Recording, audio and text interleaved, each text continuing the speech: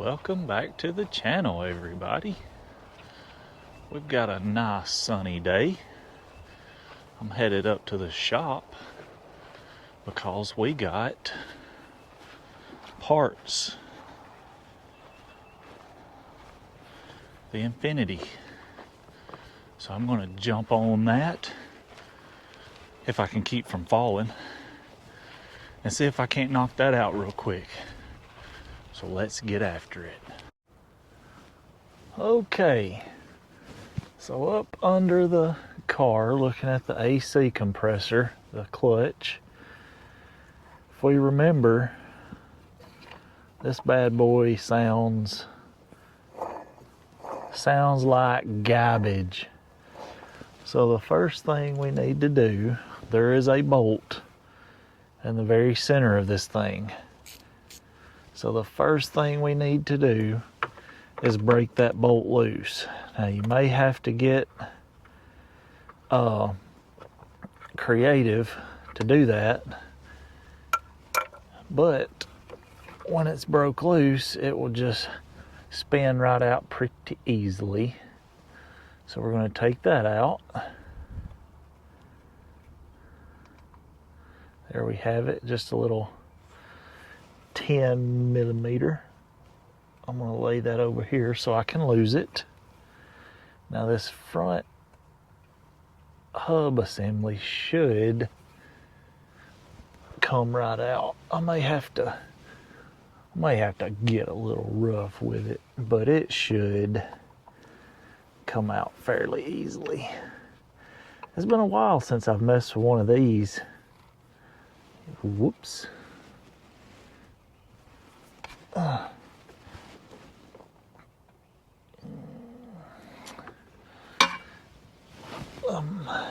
Maybe I won't have to. I'm just trying to avoid taking this crazy thing off.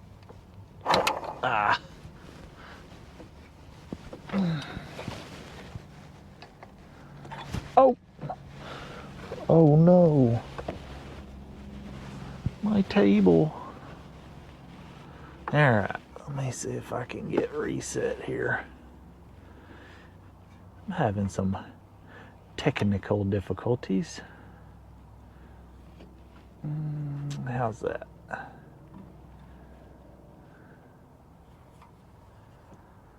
See if it will. Man. Everything's like me. It don't want to work today.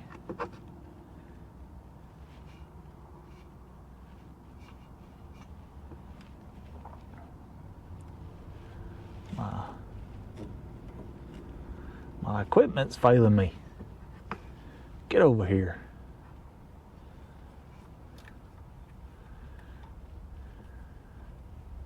Okay. Stay. Everybody stay calm. And we'll get this took care of. Nobody panic.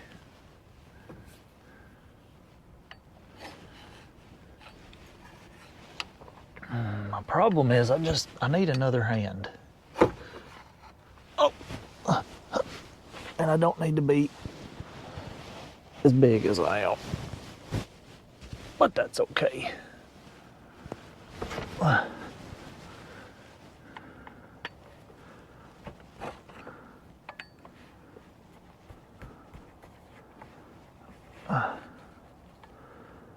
I've already busted my finger open, so I'm bleeding all over everything.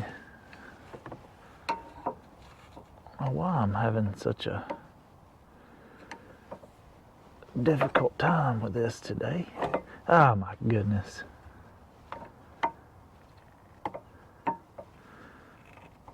I was thinking, I thought this actually come off pretty easily. And the field coil is what I would have trouble getting off. So I've done a lot of these over the years. This sucker just don't want to come off.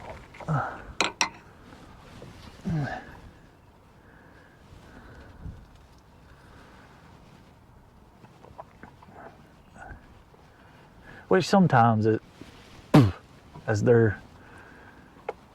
get older, they just tend to get stuck. They'll get some rust or something around them, and they'll kind of stick on there or hang up. Because I've done a lot of these in the past, on Fords mainly, but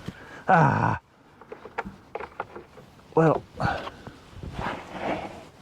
let me regroup.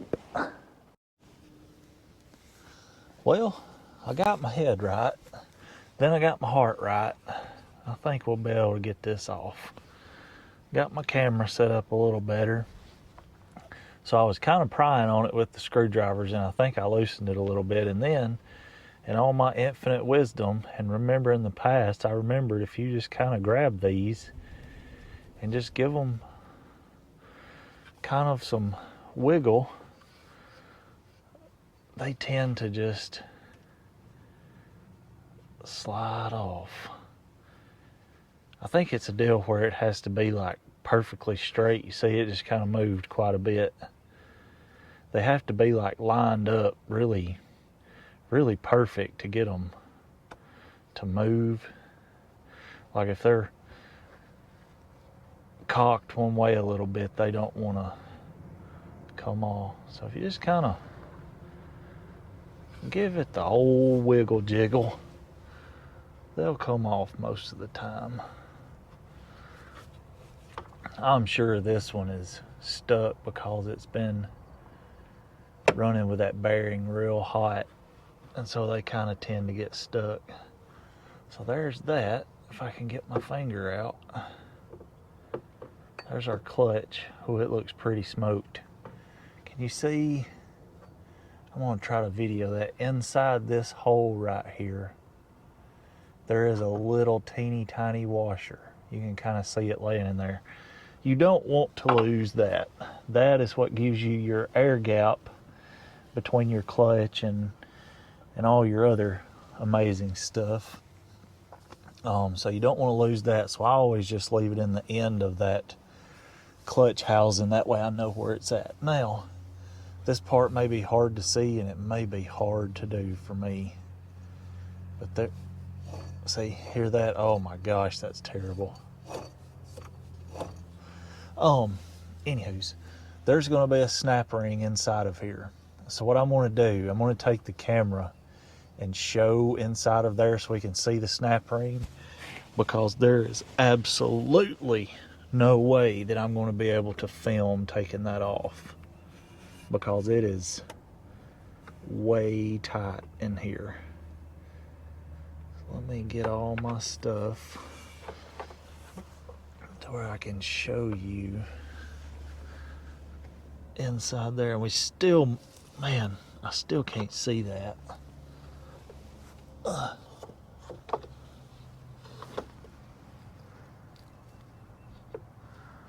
Come on, focus for me. Anyhow, let me get my finger up here. Around the outside of this bigger part, there will be a snap ring. So I'm going to have to figure out a way to get my snap ring pliers in there and get that out. So this is the hard part about doing this on the vehicle.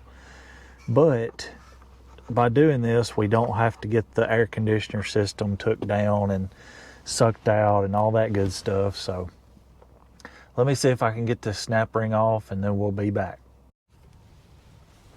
Well, after a quick trip to town, I had to get some 90-degree snap ring pliers because I guess mine are long gone. So I did get the snap ring out. It was a little bit of a fight. You just about have to have 8 arms like an old octopus. But now I haven't tried to slide this off yet, so I'm going to see. Oh, let me get a screwdriver real quick.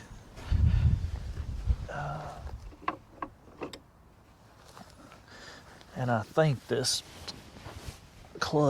this is actually the bearing, the hub, I guess. We will see if it'll slide off. can't remember how easy or hard these are to get off. I don't think they're too bad. If I can get right on it.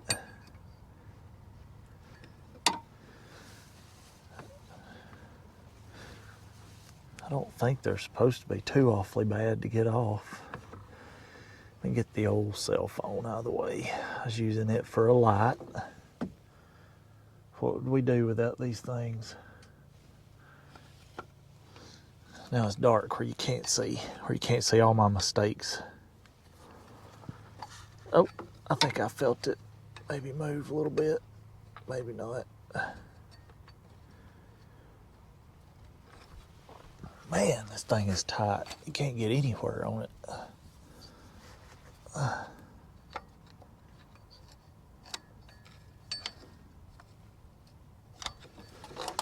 Whoops. Here I am causing trouble. There.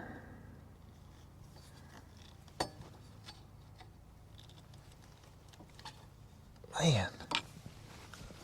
This sucker's just gonna fight me the whole time.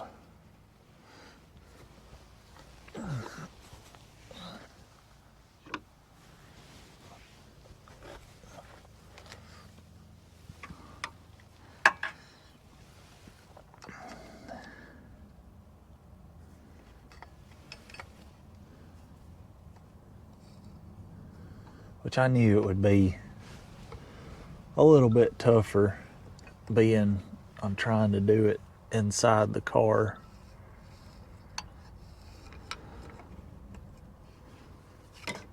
Whoops, there I am causing trouble again.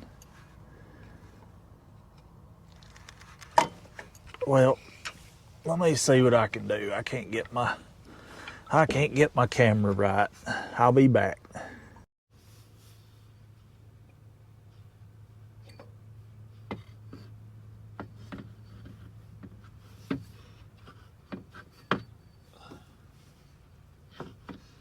Finally, let's go check this thing out.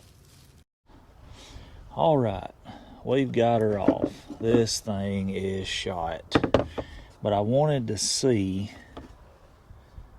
if I could get on camera. I don't know if I'll be able to see it, but there's ball bearings inside there, which is why it's a bearing.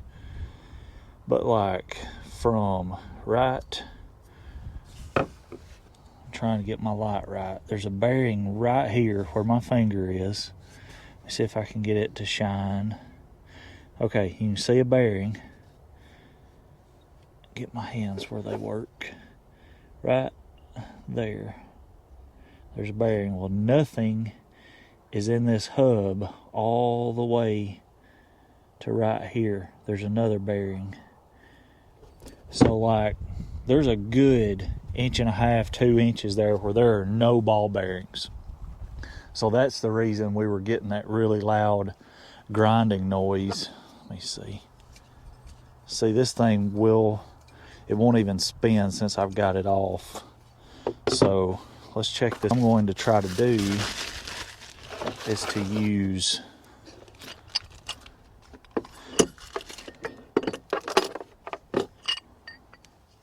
I don't necessarily get all my junk put up.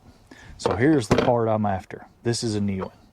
See, spins free, no loud noise. I'll do a comparison. This is what I've always called the field coil. This is a magnet. This is what energizes your air conditioner compressor, and it sucks this clutch down on this pulley and spins it. And then when it releases, this bearing is just supposed to freewheel when you turn your air conditioner off. So I'm not going to use this because I know the one on the car works. These parts look identical. So I'm just going to use the new clutch and bearing, or the clutch and hub, whatever you want to call it. I don't really care what you call it. But I got new snap rings and a bolt and whatnot. And see, there's a shim in that for the one I was talking about. It goes inside this little hole right here, which they sent several. So what I like to do in that situation, or what I have always done, is I use that factory shim or that factory washer even in the new hub, because I feel like that's a really close spot to where it needs to be. So that's how I've always done it. I've never had an issue, and that's what I'm going to do on this one. So let me set up the camera and let's do a comparison on these bearings. All right, old bearing first. Let's hear it. Oh, that is terrible. I barely can get it to spin. Like it's a, oh man, hear that? It's 1,000 wonders that thing didn't lock up and just blow the AC compressor all to pieces. All right, here's the new one. Look at that. That baby is awesome. I think I paid like 35 bucks for this whole kit off of eBay. So since everything looks good, we're going to go back with it. Well, let's see if we can ease this puppy back together. I'm hoping that since all this stuff is new and not crusty and rusty, it will just slide right together.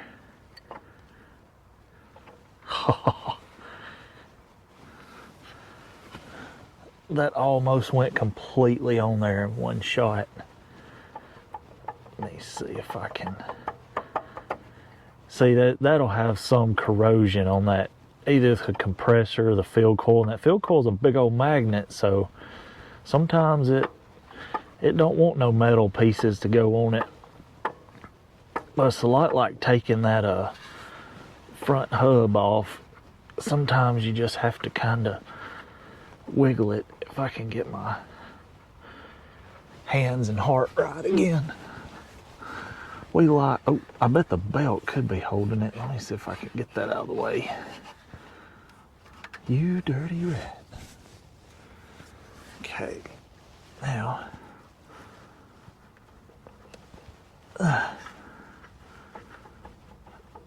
it's going on, but very slowly. I figure just from corrosion, sometimes they just don't want to go on there. There we go.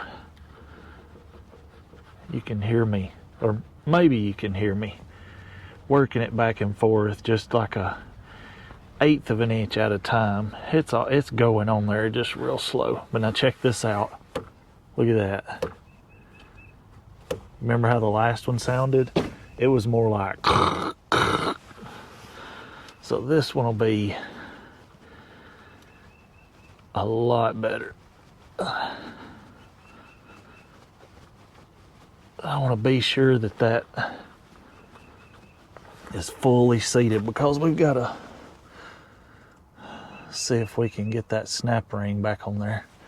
So it still needs to go back a little bit. See, if this is off, it's a lot easier.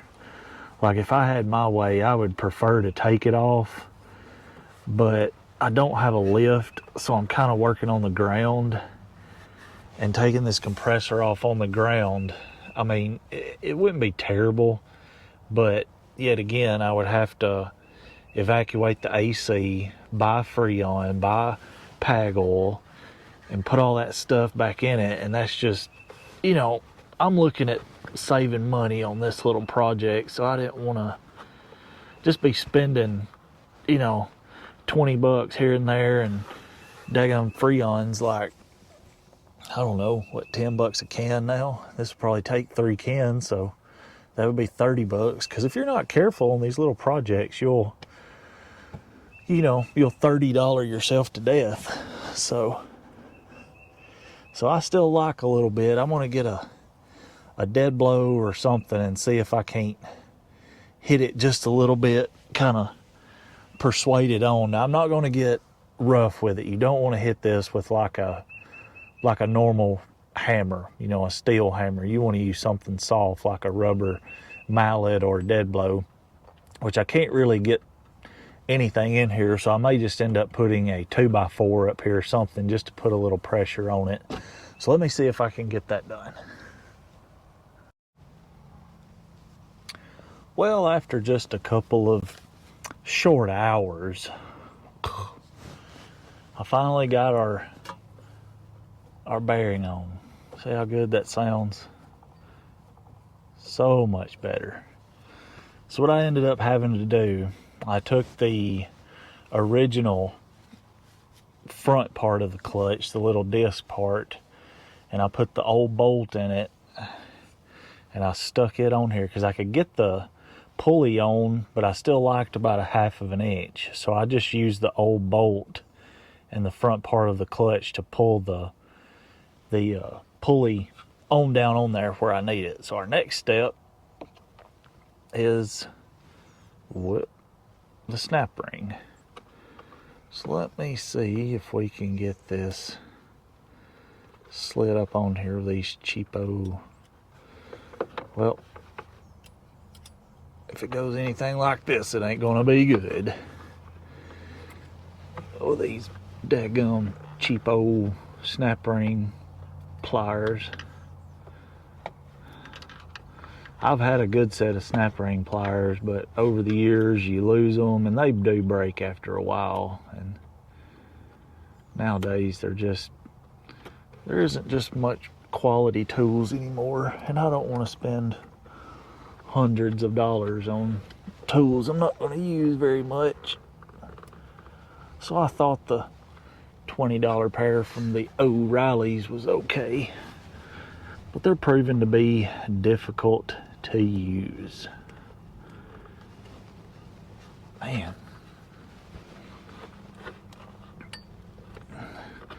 I don't know if you, well, yeah, you can see it on camera. This little daggum bolt right here that holds these stupid things together, that's my issue. It's in the way. No matter what I do, I guess. Let me try something. No, that ain't gonna, yeah, it might work. Let's see. Man, tools nowadays, let me tell you. Back when I first started doing this, you could get a good set of tools for fairly cheap, not a lot of money. A lot of the tools I have are Stanley. I used a ton of Craftsman over the years, but a lot of my snap ring pliers, my channel lock or lock-in style pliers, they are Proto. I don't even know if you can get those anymore, but I bought a whole set of them when I first started working on vehicles. See, all I did was flip those jaws around to the other side where the bolt would be on the opposite side. Man, if I could see it, it'd be better. And my hands are so big, it's hard to do anything. Or do anything that I want to do. It's still in there. Okay. Which, of course, these snap ring pliers are still getting in the way. They are not a good quality product. I can't remember what they are. I think they're like a VT or PT or something. It was really I think it was the only set they had that actually had a 90-degree tool with them. All right. Well, this is going to take me some time, so I'll be back. Well, I got it. These little 10-minute jobs are gonna turn into an all-day thing. So anywho's, I got the pulley on. I got the snap ring on after fighting with it for way too long. No coarse language was used, so that's a good thing. All right, next I put my shim inside this outer part of the hub. I put the shim down in this part already. You can't see it. So I'm going to slide this on. See how our air gap looks. It actually looks a little tight. So what I'm going to do, just to check it, I'm going to run the bolt in just finger tight and see if that outer clutch is touching the inner part, and if it is, okay, yeah, I hear it. So I tighten it back up.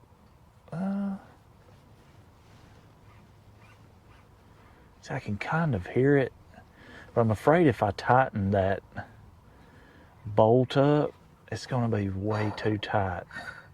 Because see, that's backing it off. So I tighten this up, and then if I spin it backwards, see, it's backing that bolt off. So that tells me it's too tight. So I was wrong on the factory shim. So what I'm going to do is take that off. Knock. Yep, got the factory shim out. And I'm going to take our little pack we got with the new clutch, and I'm going to compare what kind of shim I need. So it come with 2 shims. It's hard to tell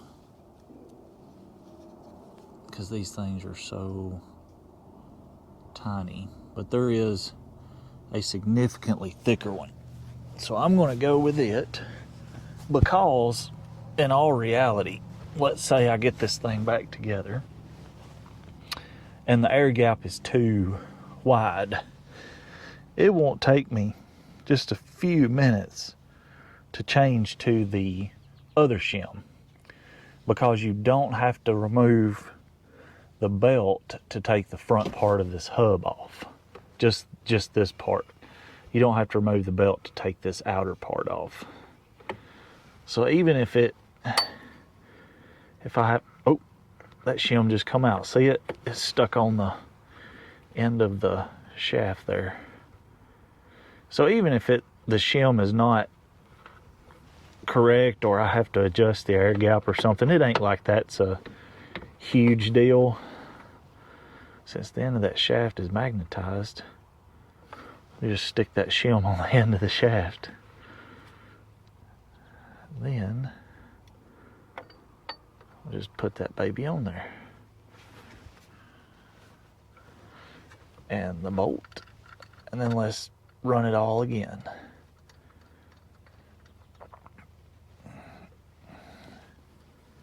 See, I feel like that's still too tight. It is. Because I don't think that coil should be energized. So I'm having a conundrum. Which, I mean, this is an eBay part, so I'm sure it's from China. And tolerances, oh, I see the problem already. Yep, I definitely see the problem. So this is why a little bit of knowledge goes a long way. These parts that come from overseas, I'm not trying to bash them, but back in the day, we did not have to worry about this stuff at all. So definitely the factory shim would have worked if this would have been the right outer clutch. So let me show you what I'm talking about. Let me get this off because I will not be using that, because I've never had to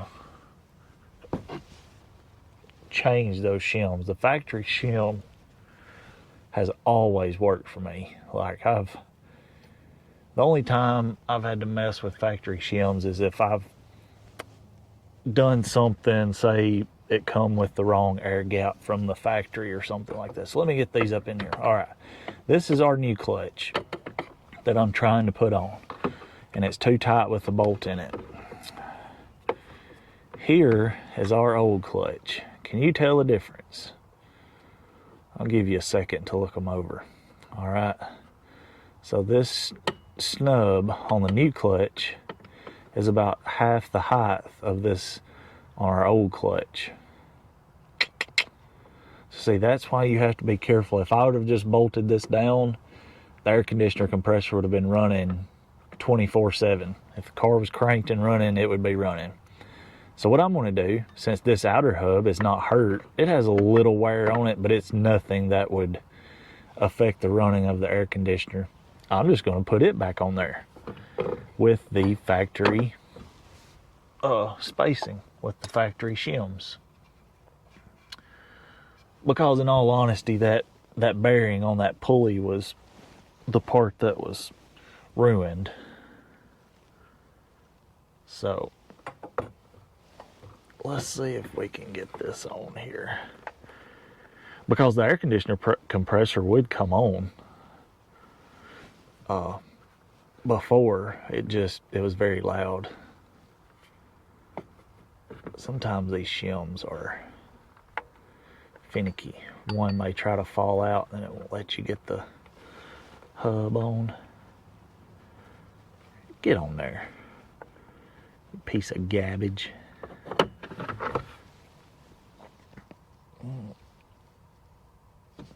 Okay, here we go. Winning move right here. Winning shot. This one's for all the marbles. Ha ha.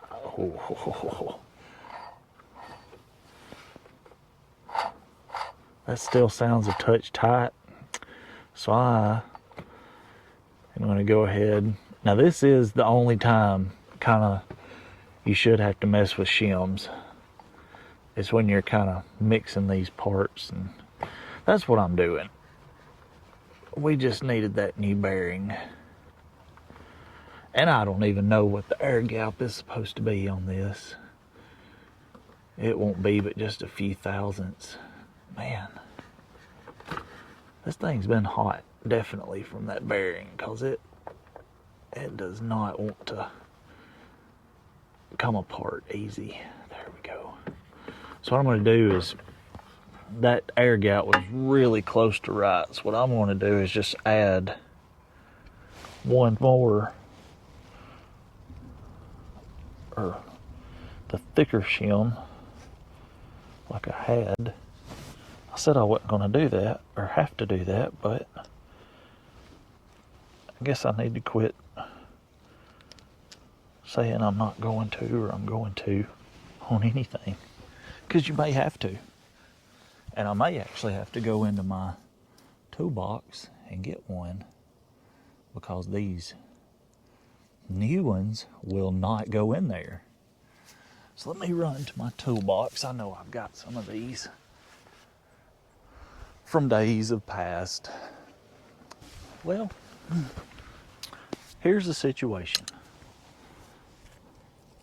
As a lot of other stuff that's in my 20-year-old toolbox, I cannot find these shims, said shims, that I was going to look for and find and make everything just right and perfect and all that type of stuff. So here's what's going to happen. We are going to install this front hub, and we're just not going to say anything about it. We're just going to ease it right in here. We're going to get it on there like it's supposed to be. And if the air gap's a little tight, I will adjust in the future, because I'll have to actually find my shims or get some. So I'm just going to put the bolt in.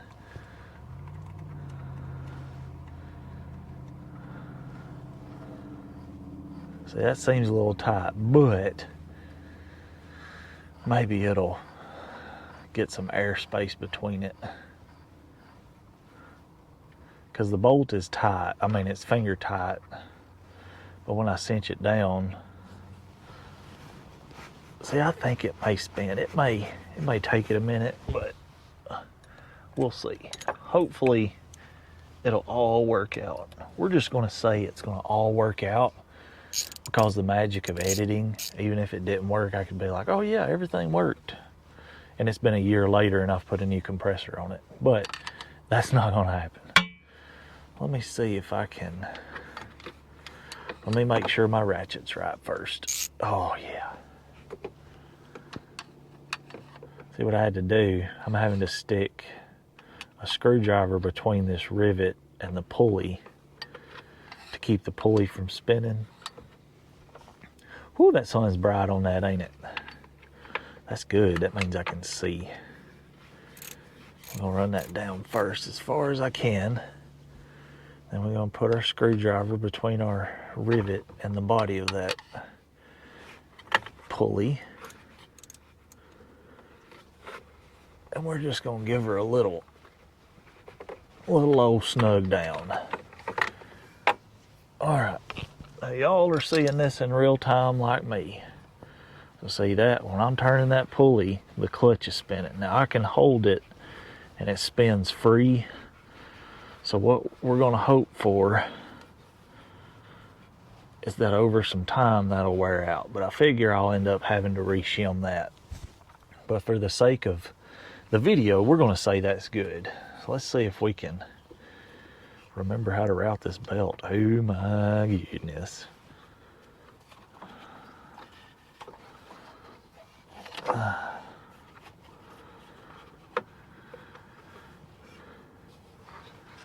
That belt said, get out of the way, camera. We're trying to work here. Yeah, that's a groove pulley. I didn't get to replace any of the idler pulleys because they, well, I haven't been to the junkyard. My junkyard has a Nissan Maxima, so it'll definitely have the 3.5 in it, I believe, and I think that'll have the same idler pulleys. I know it doesn't have the same air conditioner compressor. I would have just got a used compressor, but I had to end up getting this clutch and stuff off eBay. Okay, I think that's the pulley I had to. All right, let me get my other tool and we'll get that belt back on.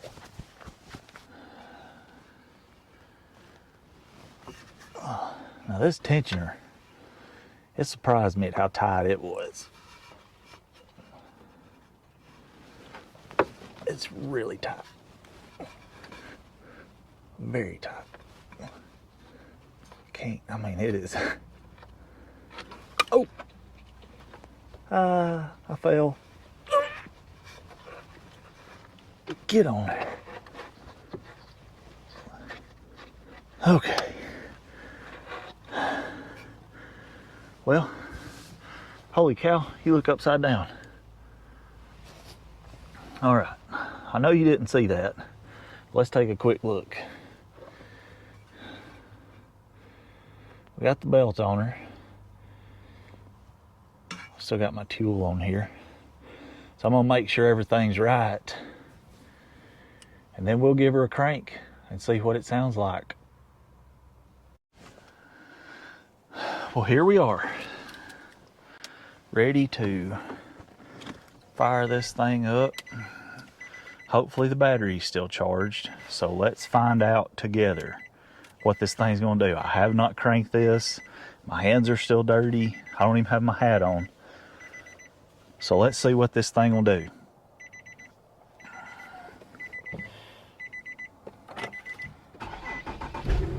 Oh man. Oh man. That baby is quiet. Let's have a look.